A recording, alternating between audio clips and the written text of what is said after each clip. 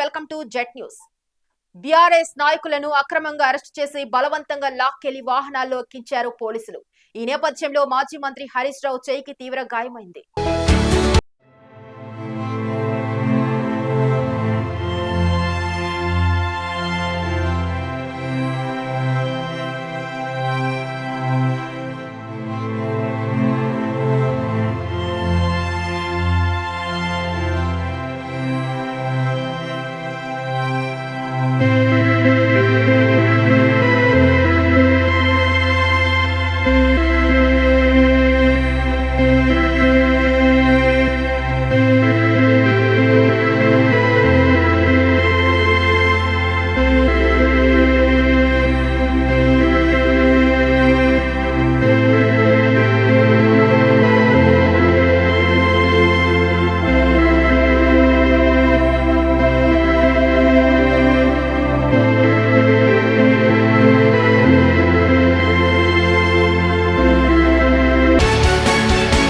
కొత్తపేట వద్ద 1000 మందికి పైగా బీఆర్ఎస్ కార్యకర్తలు చేరుకొని బీఆర్ఎస్ నాయకులను తరలిస్తున్న వాహనాలు అడ్డగింత. బీఆర్ఎస్ కార్యకర్తలపై జరుగుతున్న పోలీసుల లాఠీ చార్జ్, కనీసం నీళ్లు కూడా ఇవ్వకుండా గంటన్నర సేపు రోడ్లపై తిప్పుతూ రాజకీయ కక్ష తీర్చుకుంటున్న కాంగ్రెస్ ప్రభుత్వం.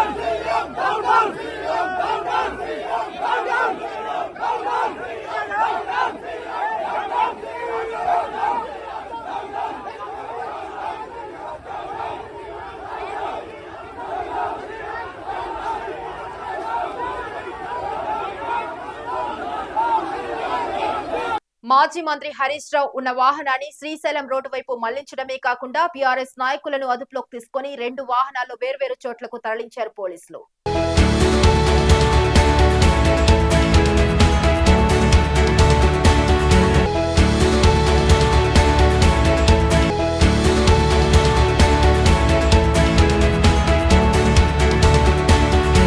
తిరుమలగిరి బస్టాండ్ నుండి ఎక్స్ రోడ్డు మీదుగా తహసీల్దార్ కార్యాలయం వరకు 200 బైకులతో భారీ ర్యాలీ నిర్వహించారు. విద్యాపరంగా, వ్యాపార పరంగా, ఆర్థిక పరంగా అభివృద్ధి చెందుతున్నటువంటి తిరుమలగిరి మున్సిపాలిటీ కేంద్రంలో బస్ డిపో ఏర్పాటు కొరకై బస్ డిపో సాధన సమితి ఆధ్వర్యంలో సుమారు 200 బైకులతో ర్యాలీ నిర్వహించి తిరుమలగిరి ఎంఆర్ఓకు వినతి పత్రం అందజేశారు. తిరుమలగిరి మండలంలో బస్ డిపో ఏర్పాటు ఆవశ్యకతను వివరించారు. చుట్టుపక్కల ఉన్న మండలాల్లోని ప్రయాణికులకు రవాణా సౌకర్యం మరియు ఆర్టీసీకి ఆదాయం పెరగాలన్న తిరుమలగిరిలో బస్ డిపో ఏర్పాటు చేయాలని కోరారు. ఈ కార్యక్రమంలో బస్ డిపో సాధన సమితి convener Kadem Lingaiah, Everest youth organisation general secretary Katukuru Upender మరియు బస్ డిపో సాధన సమితి సభ్యులు ఎస్కే పాషా, వేల్పుల లింగయ్య, చిలకల రమేష్, పానుగంటి శ్రీను, నలుగురు రమేష్, వెంకన్న, లింగయ్య, తిరుమలగిరి గ్రామ ప్రజలు మరియు మండలంలోని పలు గ్రామాల నుండి యువకులు, స్వచ్ఛంద సేవా సంస్థల ప్రతినిధులు హాజరయ్యారు.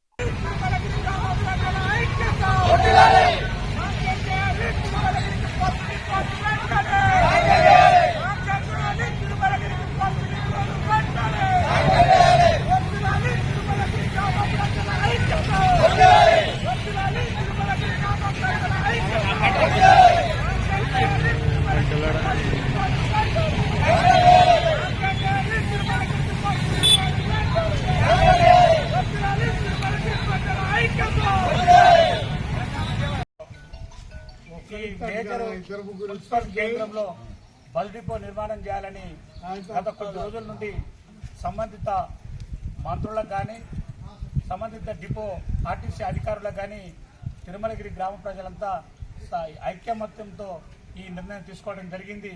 అంతేకాకుండా తిరుమలగిరి మండల పరిసర ప్రాంత ప్రజలందరికీ కూడా ఆర్టీసీ డిపో తిరుమలగిరిలో ఏర్పాటు చేయడం చాలా మంచిదనే ఉద్దేశంతో, అంతేకాకుండా ఆర్టీసీ ప్రయాణికులకు కానీ అదే వ్యాపారులకు కానీ వివిధ రకాల ప్రయోజనాల కోసం ఈ జరగాలంటే ఇక్కడ తిరుమలలో ఆర్టీసీ డిపోను ఏర్పాటు చేయాలని చెప్పేసి ఈ ప్రాంత ప్రజలంతా కోరుతా ఉన్నారు.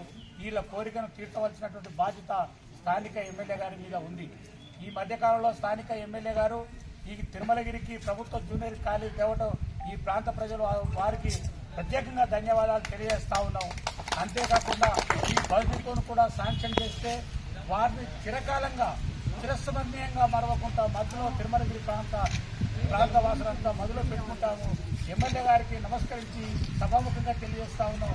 దయచేసి తిరుమలగిరికి బస్ డిపోను శాంక్షన్ చేయాలని చెప్పేసి ఈ సందర్భంగా నేను కోరుకుంటూ మీకు ధన్యవాదాలు తెలియజేస్తా ఉన్నాం.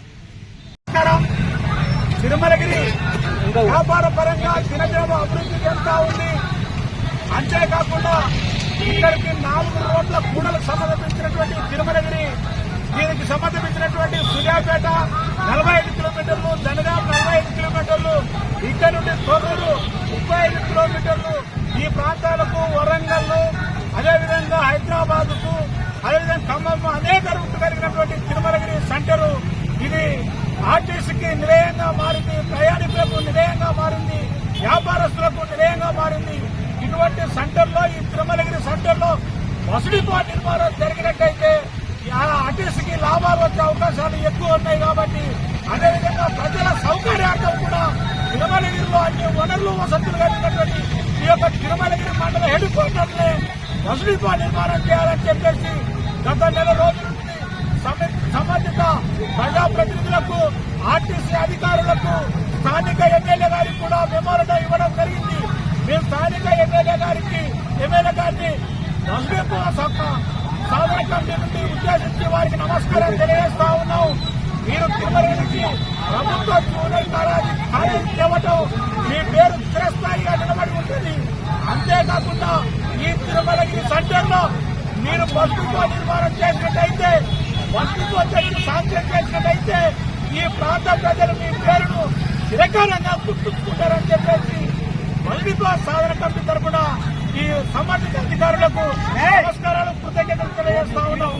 వర్ధిల్లాలి తిరుమలగిరి గ్రామ ప్రజల ఐక్యత, వర్ధిల్లాలి తిరుమలగిరి గ్రామ ప్రజల ఐక్యత, శాంక్షన్ చేయాలి తిరుమలగిరిలో దీపాలు వెంటనే, శాంక్షన్ చేయాలి తిరుమలగిరిలో దీపాలు వెంటనే, వర్ధిల్లాలి తిరుమలగిరి గ్రామ ప్రజల ఐక్యత.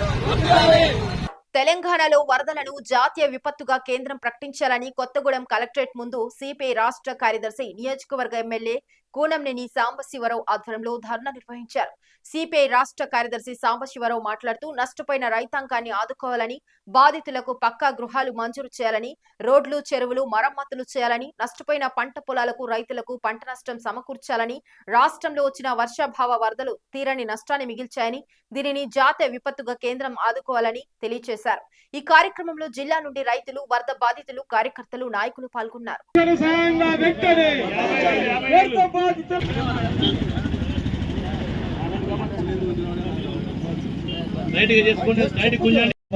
వర్షాలతో నష్టపోయినటువంటి రైతుల్ని, పెద్దవాగు ప్రాజెక్టు వరద బాధితులను, పెద్దవాగు ప్రాజెక్టు వరద బాధితులను కింద పార్టీ సిపిఐ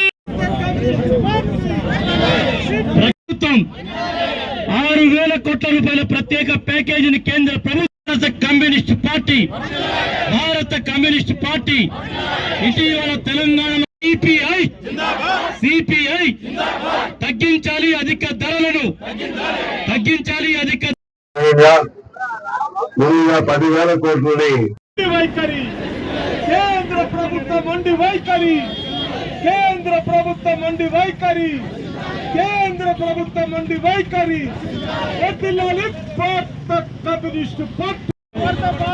బాధితులకు తక్షణ సహాయంగా 50,000 రూపాయలను వెంటనే ఆదుకోవాలి. సంఘ బాధితులను, పెద్దవాగు ప్రాజెక్టు వరద బాధితులను కింద రైతులు, వరద బాధితులు వారి తరఫున వారికి న్యాయం చేయాలని కోరుతూ ఆ పరిసర ప్రాంత ప్రజలు, ఈ ప్రాంత ప్రజలు అందరూ కూడా కోరుకుంటూ అందరూ కూడా డిమాండ్ చేయాలనే ఉద్దేశంతో ఇవాళ పిలుపుకోవడం జరిగింది. దాదాపు అన్ని జిల్లా కేంద్రాల ముందు ఇదే విధంగా పెద్ద కార్యక్రమాలను చేపట్టాం. ఉద్దేశం మనందరూ తెలుసు. వరదలు వచ్చాయి, వరదలు రావటం సహజం, ప్రళయం వస్తుంది. ఒక్కోసారి వరదలు ప్రకోపిస్తాయి, అంటే ఆగ్రహంగా వస్తాయి. ఆగ్రహంగా వచ్చి ప్రజల్ని, ప్రాంతాలని ముంచేస్తాయి. మనం ఏం చేయాలి అనేది ప్రభుత్వం ముందున్న కర్తవ్యం. వరదలు వచ్చే ప్రాంతాలు ఏమిటో ముందు అబ్జర్వ్ చేసుకోవాలి. చోట వరదలు ఇమీడియట్ గా ఎఫెక్ట్ అవుతాయి. ఆ వాగులు, వంకలు ఎక్కడ బలహీనంగా ఉన్నాయో, వాటి గట్లు ఎలా బలహీనంగా ఉన్నాయో వాటిని ముందే సెట్ చేసుకోవాలి. అదే పద్ధతిలో ఆ వాగుల వంకల్లోకి నీళ్లు రాకుండా దారులు ఏమైనా ఉంటే, పిల్ల కాలువలు ఉంటే వాటిని కూడా పూర్తి చేసి అవన్నీ మనకు తెలిసి చూస్తా ఉన్నాం. అటువంటి కూడా జాగ్రత్త తీసుకోవాలి. అలా తీసుకోకపోతే ఆ నీళ్ళు రావు, వాగుల్లోకి రావు, అక్కడే ముంచేస్తాయి. నీళ్లు ఎదురుతండి, ఇల్లు మునిగిపోతాయి. అదేవిధంగా ఒకవేళ వాగుల్లోకి వచ్చినా సరే ఆ కట్ట బలహీనంగా ఉంటే వాగు ఆ వర్ష ఉధృతికి, ప్రవాహ ఉధృతికి కట్టలు తెగిపోతాయి. ఇది మనం జరుగుతున్న పరిణామాలు. దీన్ని దృష్టిలో పెట్టుకుని ప్రభుత్వం అటువంటి ముందు జాగ్రత్తలు తీసుకోలేదు. ఇప్పుడే కాదు, మనకు తెలిసినటువంటి తెలిసినప్పటి నుంచి ఖమ్మం అయితే దాదాపు మొదటిసారి. కృష్ణా జిల్లా నుంచి బతకనికే వచ్చిన ఆంధ్రునివి, మీ అయ్య జాగిరా ఇది, తెలంగాణ బిడ్డను నేను, మా అయ్య జాగిరిది, మళ్ళీ నువ్వు ఆంధ్రకు పోవాలే బిడ్డ, ఆ విధంగా దాడి చేస్తా. శేరలింగంపల్లి ఎమ్మెల్యే అరికపూడి గాంధీని ఉద్దేశించి హుజూరాబాద్ ఎమ్మెల్యే పాడి కౌశిక్ రెడ్డి ఇలాంటి వ్యాఖ్యలు చేశారు. ప్రతి దాడి ఖచ్చితంగా ఉంటది. నీకు ఆంధ్రోన్వి బతకనికి వచ్చిన ఆంధ్రోన్వి మళ్ళీ ఆంధ్రాకు పోవాలి బిడ్డ, ఆ విధంగా మేము దాడి చేస్తా, అసలే ఊకోను, నిన్ను మాత్రం ఇష్టపెట్టా అని చెప్పి సందర్భంగా గాంధీని హెచ్చరిస్తా ఉన్నాం. Thank you. అరే పీకమనరా భయ్, రోజు ఇండే ఉంటా, ఇండి నుంచే తిరుగుతా, పీకునది ఏం పీకినవరా భయ్, నా ఇంటికన్నా వీకిండా ఇప్పుడు, నా కారద్దాలు వలగొట్టవచ్చు, నా ఇంటి అద్దాలు వలగొట్టవచ్చు, ఎందుకంటే నేను సింగిల్ ఉన్నా కాబట్టి. ఆయన నన్నేమైనా వీకిరని నిన్నే నిలుస్తున్నా కదా. మీకు ఎవడు చెప్తున్నా, మన అయ్య జాగిరా, మన అయ్య జాగిరా, ఇది మా అయ్య జాగిరి, తెలంగాణ బిడ్డ నేను, ఆంధ్రోన్వి నువ్వు, కృష్ణా జిల్లా నుంచి బతకనికి వచ్చినవి నువ్వు. వరదలకు వ్యవసాయ ఉద్యాన పంటలు, పశువులు, ఇళ్లతో పాటు ఇతరత్ర ఇంకేం నష్టం జరిగినా ఈ నెల 17వ తేదీలోగా న్యాయం చేస్తామని, వరికి ఎకరాకు 10,000 రూపాయలు తక్షణ పరిహారంగా చెల్లిస్తామని ముఖ్యమంత్రి చంద్రబాబు ప్రకటించారు. 70% మంది కౌలు రైతులున్నారని, ఇన్పుట్ సబ్సిడీ నేరుగా వారికే చెల్లించేలా చర్యలు తీసుకుంటామని భరోసా ఇచ్చారు. పంటలు కొనుక్కునే పరిస్థితి ఉంటే ఎరువులు, యూరియా, పొటాష్ కూడా అందిస్తామన్నారు. వరదతో ఇబ్బంది పడిన ప్రతి కుటుంబానికి దుస్తులు, వంట సామాగ్రి కోసం 10,000 రూపాయలు ఇస్తామని ప్రకటించారు. బాధిత కుటుంబాలకు గురువారం నుంచే దుస్తుల పంపిణీ చేపడతామన్నారు. దెబ్బతిన్న ప్రతి ఇంటిని నిర్మిస్తామని, ఆటో, సైకిల్, రిక్షా పాడైతే 10,000 రూపాయల చొప్పున ఇస్తామని హామీ ఇచ్చారు. ఏదో 2,500 2,500 చాలదు కాబట్టి కనీసం బట్టల కోసం, వంట సామాగ్రి కోసం 5,000 చొప్పున ప్రతి ఒక్క కుటుంబానికి 10,000 ఆర్థిక సహాయం చేస్తాం. మగవాళ్ళకు గాని ఆడవాళ్ళకు గాని అందరికీ బట్టలు కూడా సరఫరా చేయమన్నా. మీ ఇండ్లన్నీ కానీ దెబ్బతింటే పూర్తిగా కొత్త ఇండ్లు కట్టించే బాధ్యత మేము తీసుకుంటాం. అంతవరకు నష్టపరిహారం కూడా ఇచ్చి మిమ్మల్ని ఆదుకుంటాం. ఎవరైనా తోపుడు బండ్లు పోయింటే 10,000 15,000 ఖర్చు పెట్టి కొత్త బండ్లు పూర్తి ఖర్చుతో, అది కూడా ఆధునికమైన బండ్లని మీకు ఇప్పించే బాధ్యత మాది. ఎక్కడన్నా కానీ ఆటో రిక్షాలు కానీ లేకపోతే సైకిల్ రిక్షాలు కానీ పోతే వాళ్ళందరికీ ఒక్కొక్కరికి 10,000 రూపాయలు సహాయం చేసే బాధ్యత ఈ ప్రభుత్వం తీసుకుంటుంది. కలెక్టర్కి స్పష్టమైన ఆదేశాలు ఇస్తున్నాం. 17వ తారీఖు లోపల మీ అందరికీ న్యాయం చేసే బాధ్యత ఆయన తీసుకుంటారు. ఎక్కడైనా సరే పంట రివైవ్ చేయగలిగితే, దానికి అవసరమైతే యూరియా కానీ ఇవన్నీ ఇచ్చి, పొటాషియం ఇచ్చి మళ్లీ కాపాడగలిగితే దానికి కూడా ఎరువుల సరఫరా కూడా చేయమని ఆదేశాలు ఇచ్చాం. సత్తెవేడు ఎమ్మెల్యే బాధితురాలు ఆదిమూలంపై లైంగిక ఆరోపణలు చేసిన మహిళ ఆసుపత్రి నుంచి డిశ్చార్జ్ అయింది. 6 విభాగాల అధిపతులతో వైద్య పరీక్షలు నిర్వహించి నమూనాలు సేకరించారు. కొన్నింటిని రీజనల్ ఫోరెన్సిక్ ల్యాబ్ కు పంపారు వైద్యులు. ఈ నేపథ్యంలో మీడియాతో మాట్లాడేందుకు నిరాకరించారు వైద్యులు.